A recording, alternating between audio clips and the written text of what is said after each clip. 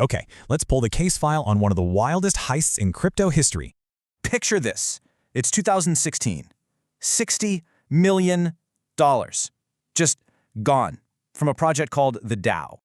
This wasn't just a bug. It was a massive wake-up call. So what exactly went wrong?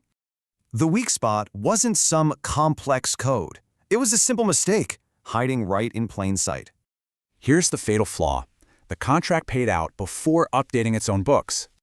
So how does that one little mistake cause a $60 million disaster? Well, the attacker was clever. It's called a re-entrancy attack. Think of a thief walking back into a vault before the door can shut.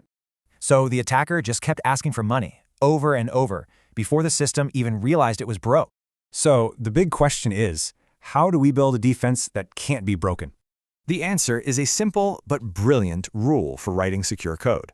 It's simple, really. Always update your balance first, then send the money, never the other way around. That $60 million mistake taught us a huge lesson. Order matters a lot. Binge on our playlists on a watch marathon to become a cybersecurity expert. Subscribe to this channel, like and share this video with someone you deeply care about to have a foolproof cyber defense.